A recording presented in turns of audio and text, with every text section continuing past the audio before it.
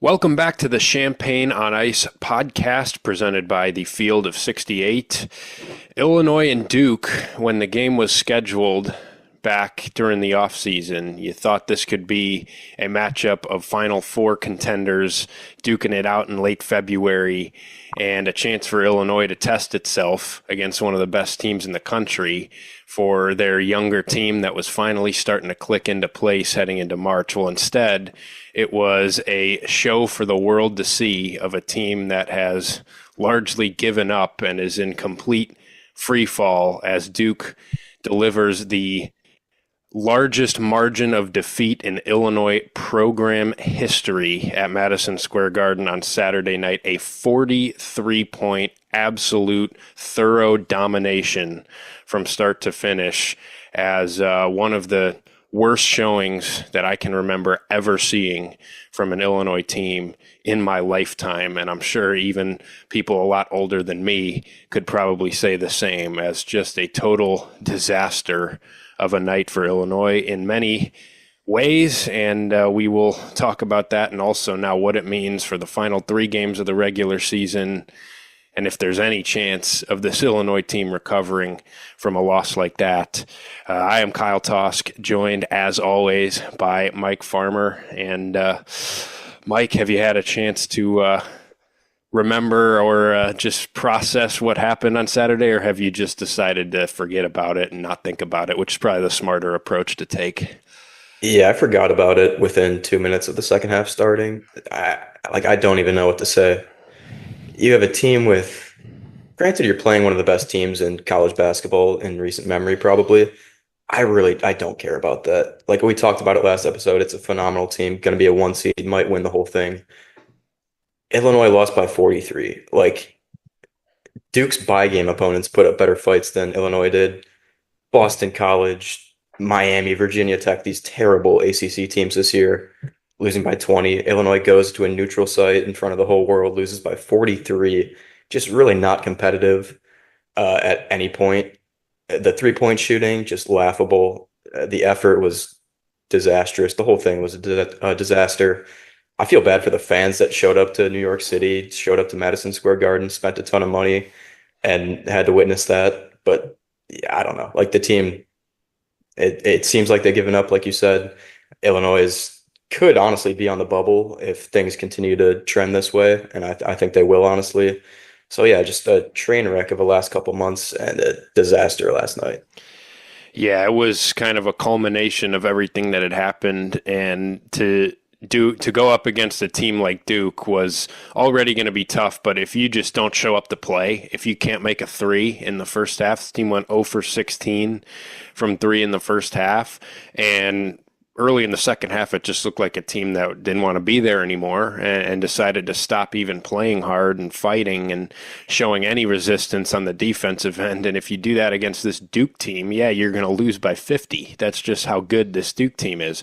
You play great last night, you probably don't beat Duke, but you play like that, and it's going to be a national embarrassment, which it was.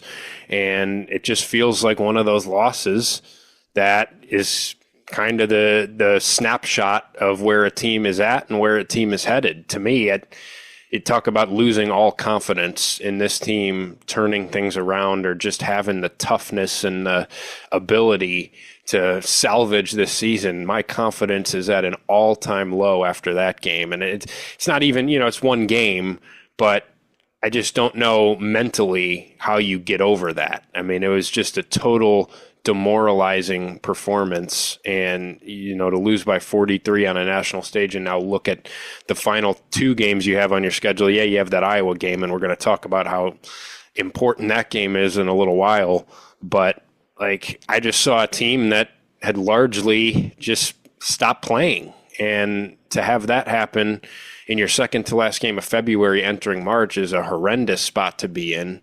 And this team just continues to slide, continues to play terrible basketball.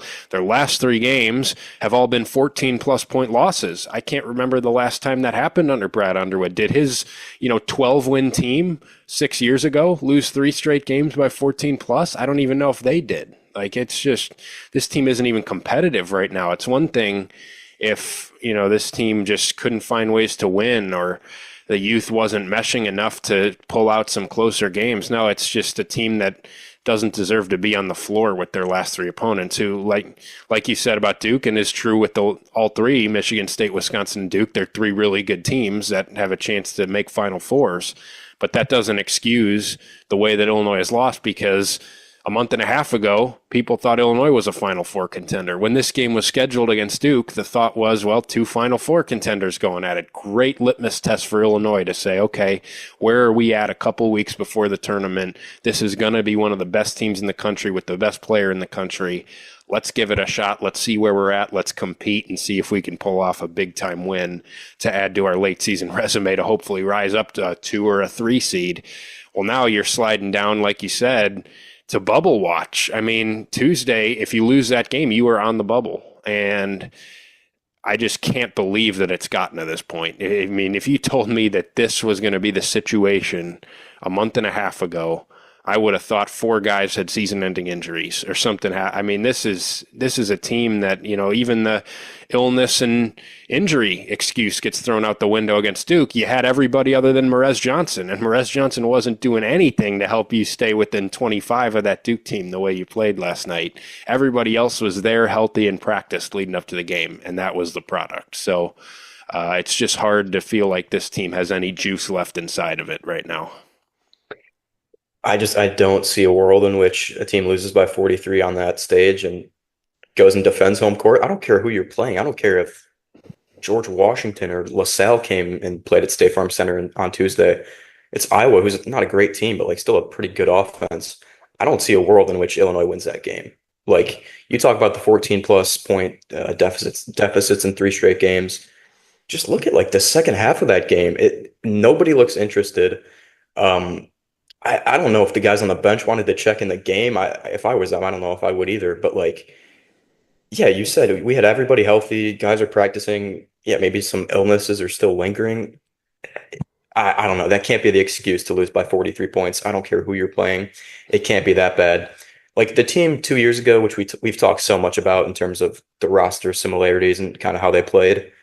That team they had off the court issues and stuff, but that team they would stick in games. And the issue was that they couldn't buy a shot. They couldn't make a 3. They would take terrible shots down the stretch. They would still be in games. They just couldn't close one out against some really good teams. I mean, this team, the past 3 games, just lack of effort, just nothing that resembles a Brad Underwood team. And I'm starting to think it's you can blame the youth, you can blame the transfers that haven't played for Illinois, but at some point there has to be a culture. Dre Gibbs-Lawhorn should not have been the only returner, the only guy that had played at the State Farm Center until November. That's where you start to see the lack of defending home court and the lack of similarities you've seen with past Underwood teams. I think that's because these guys just don't understand what it means to be an Illinois player. Trey White comes in from Louisville, who won 4 games last year, and now he's the starter for 20 games, and you're expecting him to be a leader. That's a guy that's instilling the culture back in the program, and a guy that's going to help defend home court and not get embarrassed and go down 40 on national television. It's just Illinois doesn't really have guys this year that are program guys, I think. So I don't know. That's kind of what you get when you don't have that. And yeah, last night was the epitome of brutality in terms of that. Yeah, it doesn't feel at all like a Brad Underwood team in any way, really. I mean, there's no edge on the defensive end. There's no toughness being shown in terms of just physicality and things that Brad Underwood talks about all the time. I mean, he said after the game, his team's probably not tough enough, which was something I'd probably wanted to hear, weeks before this, because it was evident that was the case in a lot of these games. But I mean, yeah, I agree with you. I think you're missing some of that continuity. I don't think there's any leadership. There's not a guy that you can turn to in a huddle to say, all right, let's calm down. Let's get things steadied, whether it's with their play or just with their words in a huddle or on the sideline. I'm not seeing that. And that's because I don't think there's a guy that's comfortable being that, because everybody's so new to things. I mean, if you're asking Dre Gibbs-Lawhorn, a guy who comes off the bench, to be your team leader, as a guy who this is his first year really playing real minutes. Yeah, it's his second year in the program, but I mean, he's not like a featured guy on this team. A 18-year-old freshman, Kasper Yakuchonis, who English is his second language. Like, if that's the guy that you're turning to say, all right, he's the vocal leader of this team, that feels like a recipe for disaster. If, Kylan Boswell, I think, has shown some of that this year, but again, he's in his first year and he's not a guy that is super loud in terms of his contribution on the floor. So it's hard to kind of have that voice, if you're not a guy that's one of the best players on this team. I don't think you have that. I just don't think team wide you have a level of toughness and pride about you that Brad Underwood teams have had, or that a team that has continuity has. I mean, a 5-2 walk-on for Duke comes in the game, buries a three in your face, nobody guarded him. I mean, it was a practice warm-up jumper for the guy because nobody guarded him. There's 40 seconds left, you're down 40, a 5-2 walk-on comes in, and he steps into a wide-open three, hits it in your face. Like, where's the pride at on this team? Where is it? It's ridiculous to see that happen. To me, it's the most embarrassing loss I can remember in the Brad Underwood era. I know some people would say, well, the 30-0 UConn run last year tops this. That team was really successful and was in the Elite Eight at the time. Yeah, that was a very embarrassing run, but that was a successful team who played terribly in the Elite Eight. This is a team that is just sliding, free-falling, collapsing in front of our eyes, and now you have a national TV game in which the eyes of college basketball and the eyes of basketball in general are on, hey, the number one pick in the draft is playing at MSG in a non-conference game on Fox at 7 p.m. with Gus Johnson on the call. Let's flip this thing on, and you flip it on, and Illinois is down 40 points, and that's just such a stain on where this Illinois team and program is at this very moment. And I agree with you. I think some of that can just be attributed to the fact that this 10 new guys experiment hasn't worked, and you needed some carryovers. You needed some leadership. You needed continuity and just a feel for what Illinois is, what Brad Underwood wants, because this just does not reflect a Brad Underwood Illinois team at all. And yeah, the hope going into this season was that people are saying it's kind of a 2-year team. Like, guys are going to come back next year, supplement them with some freshmen and some more transfers next year. But at the same time, the first year has been miserable. Like, I mean, the first couple months were fine, but I don't know if these are guys you really want coming back. If I guess on court, like, yeah, I'll take Kylan Boswell back and maybe Ben Hummerkaus if he wants to play his fifth year. But like, you got to have some pride and not like if these are the guys that are coming back and being the so-called leaders and the veterans next year once again. These guys just lost by 40 at Madison Square Garden. They just lost to Rutgers and Michigan State by 20 at home on Terrence Shannon Jr. night and got obliterated by Wisconsin. Like, I think there's questions to be asked. I think the coaching staff has issues of their own, which a lot of people have talked about, rightfully so.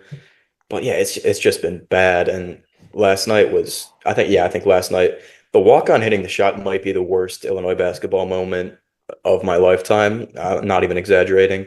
There just has to be some more pride, and I don't even know what else to call it. I don't really know what else to say, to be honest.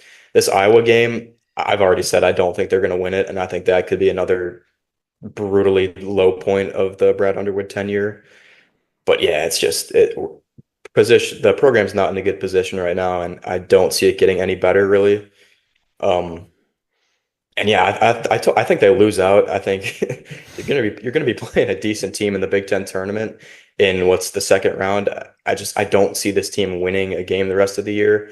I think there's a lack of pride, as we both said, just a lack of unity, really, and that can be attributed to the 10 newcomers, the European freshmen, the guys that just haven't played a ton of college basketball, haven't been part of a Big Ten program like this, obviously. And yeah, this is kind of the result that we've seen, and I think we're going to continue to see it. Maybe not as drastically bad as the 0 for 18 start from three, but yeah, I don't think anybody can be optimistic about what we're seeing right now. And yeah, that's kind of where everything is. Yeah, I want to talk about the Iowa game and how important that is here in a second, and do want to save some of the stuff because I think you bring up a lot of things that would make for a good episode at the end of the season in terms of how next year's roster should be built. A lot of the decisions that'll have to be made, which guys you would want to prioritize coming back, and what some of the needs are. That's, I think, better topic for a true end of season episode, but we'll definitely talk about that. I just kind of want to give some context to how bad this Illinois team has been here recently, because you pull up Bart Torvik. Since February 1st, Illinois played 7 games. They're 3-4. They're 220th in defensive efficiency in the country. That's worse than it ever got with last year's team, which the whole narrative all season was that team can't defend. It was never a 7-game stretch of being outside the top 219 in defensive efficiency. Here's the most alarming thing for me, because this just goes back to effort, toughness, and all that type of stuff. 319th in defensive rebounding, and you had Merez Johnson for 5 of those games. So it's not just he's out. It's not just, teams are eating Illinois alive on the offensive glass. 27 second chance points for Duke last night. Defensively, you couldn't stop a soul. It was a free ride to the rim for any Duke guard that wanted to attack. And they missed a lot of layups. Guess what? They had an offensive rebound nearly every time they missed one. And there was just, Illinois couldn't secure any defensive rebound, couldn't finish a possession. But you're one of the worst defensive rebounding teams among tournament teams over the last month. You're the worst defensive team among teams that are currently in the tournament field. Nobody's worse than 220 among tournament teams right now. And when maybe Illinois isn't a tournament team anymore, that's a discussion we'll get to in a minute. But 3-point percentage, 27.1%, 350th in the country. 3-point percentage against, 45.4%, 360th in the country. How do you expect to win any games if you can't make a three and everybody can make threes against you? And you can argue that some of that is luck over a 7-game sample size, especially the percentage against you. But watch the games. Teams are getting wide open shots against this team. Even the Brad Underwood defensive principles of run teams off the line, guard the 3-point line. You're not doing that right now because A, you're choosing to dork guys on teams and give them wide open practice jumpers like you did against Sion James early in the Duke game, who's a 41% 3-point shooter. He makes 2, as if you didn't expect that to happen.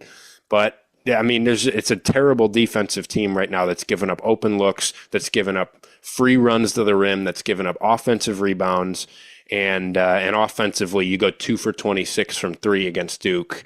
And you actually had some decent success in terms of execution in the first half, I thought, against a Duke defense that you watch them play. They are terrifying with the size, length, recovery time, athleticism. And Illinois actually got a bunch of shots at the rim, a lot of open threes, but you go 0 for 16 from 3, and it's just a team that is awful shooting the basketball. There's no confidence in anybody on this team making open looks, and on both sides of the ball, this team just feels absolutely broken.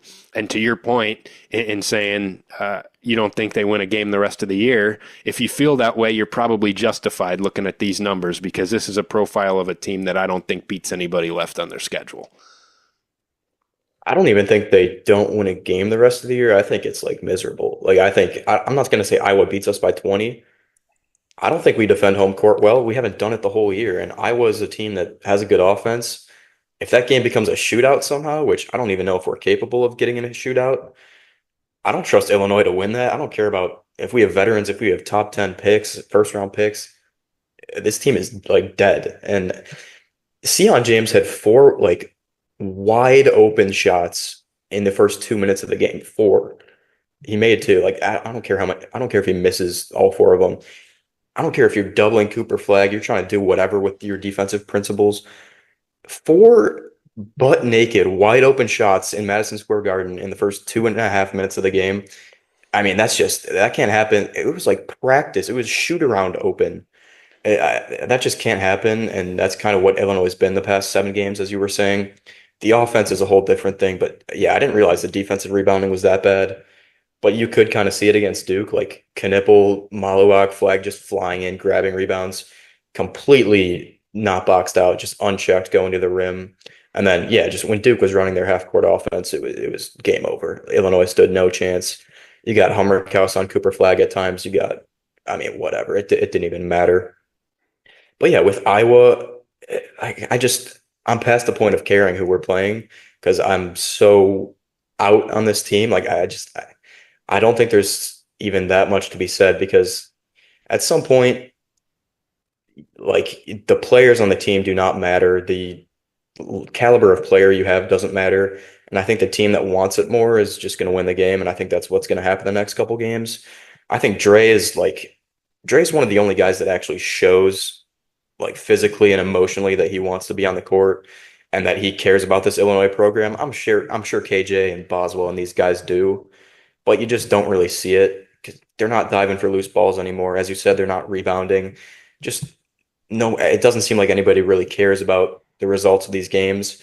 I think there's some individual guys that I don't know, like just aren't guys that should be in this program and don't embody the culture that Underwood has instilled recently. And yeah, I think Iowa beats us, as I've said a couple times already. And yeah, I think Illinois is already on the 8 or 9 line, which obviously not a great position to be in. And if you lose the next three and probably your Big Ten tournament game, you're going to be what, 17 and or 19 15. and 17 yeah, and 15. 17 Yeah, and that 15. doesn't make it. That doesn't make the tournament. There's I no don't way. like 7 quad 1 wins. The metrics would completely fall off. I The don't think you predicted can make ones, the tournament two over 500 on the season. I just don't think it's a possibility. I don't think any team's ever done that in the tournament era or the which 68 team tournament era. So, if it does get this bad, there needs to be some serious conversations about the program, I think. And yeah, it's not been fun to watch. yeah, so this Iowa game, it's all of a sudden turned into one of the most important games of the Underwood era here because it could be the difference of missing the tournament and a total collapse from 12-3 Final Four contender, top 12 team in the country to missing the tournament, which would be very damaging to Illinois. But yeah, I'm a little bit more optimistic than you are that Illinois can still win this game on Tuesday just because this Iowa team's really bad. And ultimately, yeah, it's bad right now for Illinois, but there's so much more talent on the Illinois side. And this Iowa team, I think Illinois, as bad as the shooting's been, Illinois' offense still, even over that stretch and all the numbers I gave you, is 14th in the country and is really good at the rim. And this Iowa team has absolutely zero resistance in the paint, is one of the worst rebounding teams at the high major level. And yeah, Illinois has been awful rebounding the ball, but they've still been okay on the offensive glass. This Iowa team has let teams just get every miss back all season long. I just think there's still potential for Illinois' talent ultimately to just be too much for Iowa. But this game's going to tell me everything. I mean, if you're asking me if I'm confident that Illinois beats Iowa, no, I'm not confident in anything this Illinois team does right now. I give them more of a chance than you do, I think, although I understand your feelings. They're justified, as we've laid out. But this Iowa game's going to tell you everything you need to know, right? You come back at home and you lose to Iowa and you lose your fifth home game of the year. You lose to a team that's nowhere close to the NCAA tournament, that's on the bubble of the Big Ten tournament, that's best player is out for the season, that has no size inside, and the team's dead. I mean, you cross off anything else. So you lose to Iowa Tuesday, go ahead and start, talking about the offseason, go ahead and start talking about staff changes and, transfer portal stuff and whatever you want to do, because that's it. I mean, you can't possibly recover from that. I think you miss the tournament if you lose on Tuesday, because how in the world do you come back from that and beat Michigan, Purdue, or a solid team, the 10 seed or the 11 seed in the Big Ten tournament or whoever you're playing? I don't know how you beat any of those teams if you can't beat Iowa. If you can beat Iowa on Tuesday, if you can come home and respond from that 43-point loss, you can show something on the floor. You can come out and look like there's some toughness to you. You can physically impose your will against an Iowa team that on paper you should do that against. You can get back to dominating the glass against one of the worst rebounding teams in the country. You can score at will and take care of your home court and just show some emotional and mental response from that Duke game. Win that one. Pretty much solidify, I think, your tournament lives. If you beat Iowa, I think you make the tournament even if you lose your next three. then, at least you can enter the end of the season and feel like there's something left inside there. There's at least that glimmer of hope. There's at least a response that you've seen on the floor to where the team hasn't just given up, because that's really what this game is going to mean is, have you given up or not? You'll see on the floor. I'm sure you'll see pretty early in the game on your home floor. Has this team given up on the season or have they not, is really what this Iowa game will tell me. And it's really important because you lose this game and it gets really, really bad, really, really fast. Because a missed tournament this year, I mean, it'd be up there. I don't know. Again, I haven't been alive long enough. I'd love to hear the opinion of somebody who's been an Illinois fan for longer. I think you could make an argument that it's the most disappointing Illinois season in program history. It's up there. It's near the top of the list. If you lose to Iowa, you miss the tournament. With this roster, with two guys who are going to be taken in the first round, and with a team that looked the part early in the season and just completely gave up. So there's a lot riding on this game, and it's not a very good feeling heading into a game against a team that entering the season, you penciled this one in as a 20-point home win, move on, get ready for the March. And now not only is there no confidence heading into this game, but a loss here could be absolutely devastating. Yeah, I do agree with you. I think a win gets them in the tournament, but for me, that's all it does. I think they could win this game by 20, and my outlook on the season unchanged. I think the team is dead regardless of kind of what happens. I think they could beat Purdue, and I'm still not picking them to win a tournament game. I just think we've seen enough in terms of not defending home court and rolling over and dying in certain games that I will not have faith in this team no matter what happens, which might be a bit extreme, but I think there are definitely some people that agree with me. In terms of Iowa, again, like you did point out, Iowa has no bigs. They have no presence in the paint. They're terrible defensively. But at the same time, there is nothing that Illinois has done that leads me to believe they're going to take advantage of any of that. Like, that could, again, be pretty extreme. I think Brad Underwood is still a good coach, but there's just a disconnect this year. I don't know if it's a terrible Underwood coaching job or just the players not caring about the game plans or whatever, a lack of a game plan. I don't care what it is. I think you know what I'm saying. Like they have not done what, normal people would expect them to do. And yeah, that might not happen against Iowa. It might happen. I just don't know. I think it is a kind of a make or break game in terms of making the tournament, I guess, or not making the tournament. And this season being a complete and utter disaster, or at least, like you said, a little glimmer of hope, at least making the tournament and playing an extra game in March. But yeah, this is crazy. I did not think it would reach this point at all. Like you said, you see Iowa, a team that's kind of dying in their own right, and they're coming into Champaign. You kind of expect a win. Not anymore. Like the tide of the season has completely changed the last 2 months. And as I have continued to say, I think it's going to keep going this way. But yeah, are we doing score predictions or? Well, I'll add this to just tie a bow on this matchup.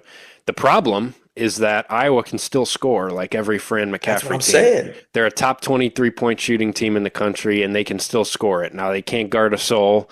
Their 2-point defense is among the worst in all of college basketball, including low major teams that start 6'6" centers. So that's something that, again, I think Illinois will score on this team. But can they stop them enough to win the game? I don't have confidence in them doing that right now because we just laid out the defensive numbers. This team can't guard anybody right now. I mean, who guards on this team? Kylan Boswell, I think, is the only guy that's showing anything defensively. He's still not his former self from November, December. I thought he was actually pretty good against Duke. Nobody else guards anybody on this team. I mean, Tomislav Ivicic getting picked apart at the rim, out of position, looks lost, not providing much. And then there's no resistance on the perimeter other than Boswell. I mean, it's Will Riley getting cooked. Dre Gibbs-Lawhorn fouling, getting beat off the dribble. Will Riley, Kasparis can't guard anybody. Humrickhouse is Swiss cheese on the defensive end. I mean, it's Trey White is supposed to be your wing defender, can't guard anybody. Who's guarding anyone on this team right now? And if you show up and you can't guard anything against Iowa, they will score 90 on you. Can you score 95 to beat them? You can, but also if you're going to take 29 threes, this is one of the worst three-point shooting teams in the country versus one of the better three-point shooting teams in the country. That math is going to be hard to overcome if Iowa's making shots, getting open looks, scoring on you, and you're sticking to your same offensive principles of, well, here's some open shots and we miss them again. Here we go. Yeah, you could lose the game pretty easily. If you can't find any semblance of defensive effort against this Iowa team, yeah, you're in danger of losing this game because ultimately Iowa could just outscore you. And this team playing in a shootout right now, unless they actually sit down in the film room today and tomorrow and say, this Iowa team can't stop me at the rim on a drive. Let's drive the ball into the teeth of their defense all night long. Live at the rim. If we miss a layup, we'll offensive rebound it. I mean, there's no reason that more than 15 threes should go up in this game, in my opinion, because you need to exploit where Iowa's weakness is, and you just need to own the paint.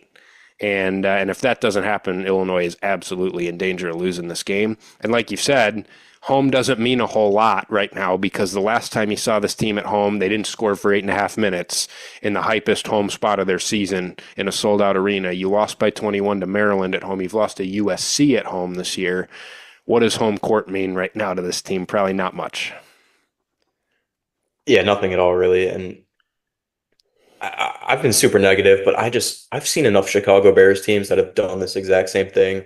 It doesn't matter the talent they have. They could be playing the worst team in the league. They could be playing the 0-16 Cleveland Browns, and they won't take advantage of mismatches and stuff like that, and they'll lose the game, just zero game plan.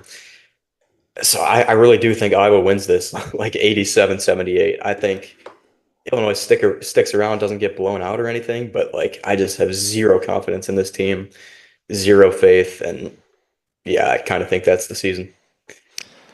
That's fair. Yeah, that's definitely justified to feel that way. I might be an idiot, but I still think Illinois beats this bad Iowa team. I think there's too much of a talent difference to be playing at home here. Again, it'll tell me a lot. I'll know early in the game if I was a fool for saying this or not, because I think you'll be able to tell early, like, has this team checked out or does it feel like they're responding? If you respond mentally early in the game, I think you're just too good at home to lose to Iowa. But we'll see if that's possible because there's absolutely like quit potential coming off a 43-point loss where you could just see a team that's lifeless. And Iowa's still playing for something because if they lose on Tuesday, they'll be playing for their Big Ten tournament lives in their final game of the season. Right now they have a game lead on that, but if they lose that game, they would still need to win or, get some help the last day of the regular season to make the Big Ten tournament, or the last week of the regular season to make the Big Ten tournament. So they're going to be hungry to try and make the postseason. And Illinois better be hungry to make the tournament, because if I'm Brad Underwood, I'm walking into the locker room, I'm pulling up bracketology, I'm pulling up, this team's record and saying, hey, you lose at home to Iowa, and you're probably not going to be playing in the NCAA tournament. So wake up, take some pride, defend your home floor. You got 2 NBA draft picks on the floor against an Iowa team that I think, you talk about like toughness and effort, physicality. Iowa doesn't have any of that stuff, but Illinois doesn't have it right now either. I just think ultimately I just feel like Illinois is too talented of a team to lose this game. Could be wrong about it. I think Illinois wins it 90-84 on Tuesday night, limps their way into the tournament. Still don't have any confidence in them winning any other game, but boy, you can't beat Iowa at home. Then that'll wrap it up. Our score predictions will get real ugly for the last couple games of the season if you can't win this game. Yeah, that would be disastrous. We would be talking Steve Peichel level of having 2 first-round picks missing the tournament. I mean, that would be – I can't really imagine that, honestly. Yeah, it's not – I mean, it's who's playing well for Illinois right now? Who looks like they're Kasparis is just not the version of himself we saw. Tomislav looks like the no practicing and the sickness has taken a toll on him. He just got pushed around by Duke, and it's a freakish front court. Cooper Flagg and Kaman Maluach is a freakish front court, but he was just getting abused in that game. Your veteran players just aren't consistent enough. I know Trey White and Kylan Boswell had decent games against Duke, but just not giving you enough. And Rickhouse, I mean, dude, 20-something minutes and no points, 1 rebound. You're the oldest guy on the team. Like, come on. You were recruited to be a high-level shooter and a guy who you could trust, and there's no trust in him showing up any night. It's a disaster half the nights. Like, it's bad right now. I mean, there's just not – I don't know who's giving you a whole lot right now. With Merez out, there's your one guy that you could rely on to be like, hey, I love watching that guy compete. Who's competing on this team right now? That's, again, like, we'll see, because – if you play like that on Tuesday at home, then that tells me a team that is just mentally checked out of the season, and you should probably stop caring. Yeah, I think like the last sign of life this team showed was the very start of that Michigan State game when Merez had the 2 back-to-back dunks. Like, I mean, that was it. And then he goes down with the wrist injury, and it's been just bad since then. With Hummerkaus, like, he's gotten a ton of criticism, but I think a lot of it is warranted. Some of it's not. He's a fine guy. He just hasn't really lived up to what he was expected to be. But when your one thing is shooting threes and you're in Madison Square Garden playing Duke and you go 0 for 5 and contribute absolutely nothing else, like, why are you starting and playing 22 minutes? There's been a lot of questions, a lot of confusion just surrounding this team, and I think it continues against Iowa and the rest of the season. And yeah, I don't know. That's like all I've got to say. Yeah, and Brad Underwood said after the Duke game, he's like, toughness isn't just rebounding and all that stuff. It's also being able to make shots. Like, you have to be tough enough to make a shot when you're struggling and make a shot when you're open and things haven't gone your way. This team just feels like you miss the first few and it's going to be a 4 for 29 night, because there isn't a lot of mental toughness on this team right now. And that's the sign of one that is tough to have much confidence in. But we'll be back after that Iowa game. And, it's, again, boy, it's turned into one of the most crucial games that I can remember in a regular season under Brad Underwood, save for ones that actually could win the Big Ten for you. This is one that can do a whole different thing for you in terms of just sneak into the tournament. So we'll be back after it to talk about it, either a loss that is going to have plenty of bigger picture repercussions to discuss, or a win that at least stops the bleeding momentarily. But like you said, save for a team that just looks inspired and wins by 46 and is like, all right, we've had enough. We're going to come out and show a totally different side to ourselves. I don't know how much it actually changes other than just maybe keeping your tournament streak alive. But we'll see you after that game. For now, follow us on Twitter at Champagne on Ice. Subscribe to the Field of 68 Podcast Network YouTube channel. Find us wherever else you get your podcasts, Apple Podcasts, Spotify, Google. You can find us wherever. And we will see you next week after this Iowa game.